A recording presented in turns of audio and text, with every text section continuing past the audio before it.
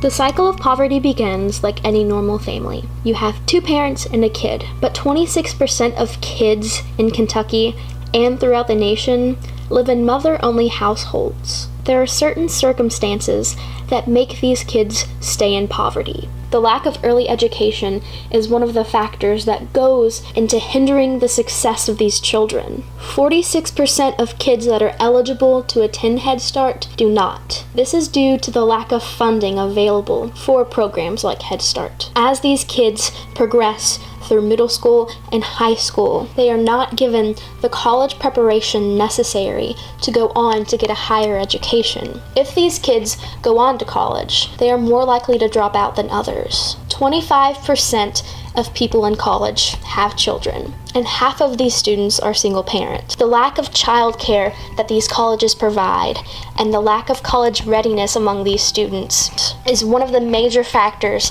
into these kids dropping out. So instead of going and getting a higher paying job with a college education, they are forced to take lower paying jobs, continuing this cycle of poverty.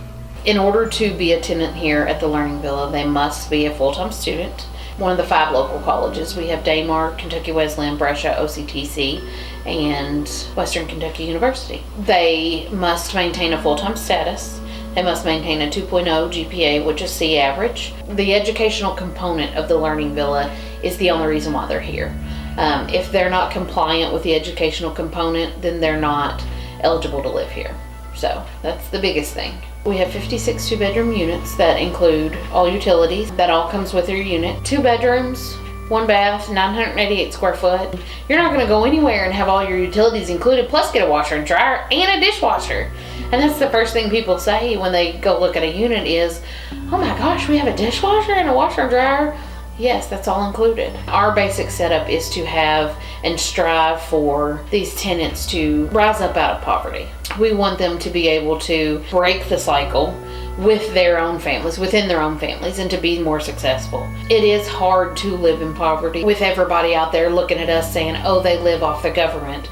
No, they're not living off the government here. They are working to better themselves. They are working to better the lives of their children. They're given the opportunity to have their children in Head Start to get a better, fresh start on school. And they are also given the opportunity to go to school and be successful. We are a lot different than what you think of as a daycare. Once they start the program, I help the families set goals, further their education, and then we also offer that high quality education. Every one of our lead teachers has to have a minimum of an associate's degree in early childhood education. Most of ours go on further to get their bachelor's and master's in early childhood. So that makes us way different from just walking into a daycare. Mm-hmm. And we use a specific curriculum that every week we have individualized goals that the teachers do in the classroom, and you watch the children progress. I mean, not only just on paper, but just watching them in the classroom. We give the parents the resources to know how to work with them at home, and then we also work with them here. But imagine there is a way to help these people. By looking at poverty with a 2-generation approach, we can begin to help these people progress in their life by giving the children better education so that they can grow up and be prepared for college. They can go on to get better and higher paying jobs. By helping the parents of these kids get childcare so that they can focus on their education, so they can graduate and go on to get a better paying job. This is how we can begin to break the cycle of poverty. Can you eat my Doritos? Those are for me. I'm hungry. Yeah, I got you Fritos. I like Fritos. I don't like them either. Whenever you're at the Learning Villa, you get enrolled in Head Start. And they have a really nice daycare facility on site. It was really clutch for us because he goes to Settle right now, and they, for the morning, just from 8:30 to 11:30 is $150.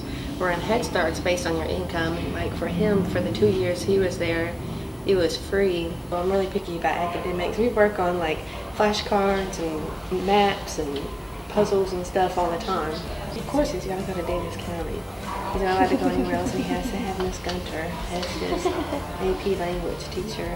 But I mean, his dad and his stepmom, we're all college graduates. We all work hard. He works at a union, and she's a registered nurse. So it's not like he has that influence of, oh, let's just sit at home and watch Oprah and Walking Dead all day and eat popcorn. He has that motivation inside the home and outside the home, and we're very active with Young Life, which has been a really good thing for him because he's allowed to be around other older men that set a good example for him. We can barely discuss for a woman and only. Now with a fortune and only. But it could have been something else. These days it comes, it comes, it comes, it comes, it comes. My biggest thing that I want people to see is there is an opportunity here in Owensboro for people to see we can break the cycle of poverty simply by pushing them to go to school. I feel like if more people knew that they had the opportunity to go to college and they went, I think that they would feel like they had more opportunities in their lives in general. Because I think a lot of people get out of high school, they never consider college as an option.